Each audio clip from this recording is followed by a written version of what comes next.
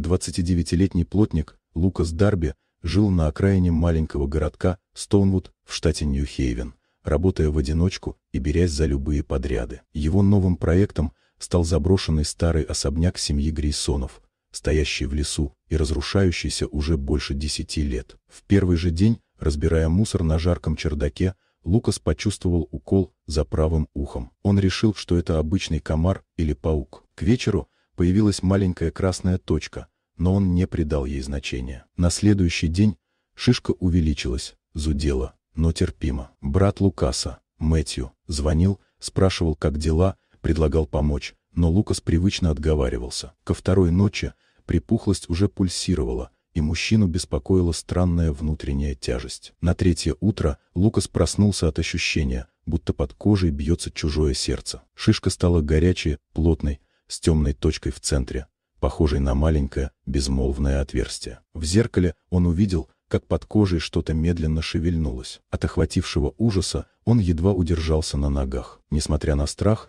он поехал работать в дом Грейсонов. К полудню давление за ухом стало невыносимым. Каждый поворот головы отдавался вспышкой боли. Звонил Мэтью, но Лукас не решался ответить. К вечеру темная точка превратилась в настоящую дыру, чистую, ровную, словно дыхательное отверстие. Ночью он проснулся от резкого движения под кожей. Что-то длинное и бледное медленно изгибалось, словно пытаясь выбраться. Лукас закричал, выронил телефон, но все же позвонил брату. Мэтью, пожарный и человек, который никогда не медлил, сказал только одно: «Я выезжаю, не трогай ничего». Лукас ждал на холодном кафеле ванной, чувствуя, как под кожей рождается чужая жизнь. В отделении неотложной помощи доктор Эндрю Хёйл, специалист по инфекциям, осмотрел рану и сразу понял: внутри головы пациента живет паразит. Компьютерная томография показала нечто худшее: не одну, а несколько личинок, спрятавшихся в мягких тканях. Врачи вскрыли область заражения и извлекли 2 извивающиеся существа. Анализы подтвердили,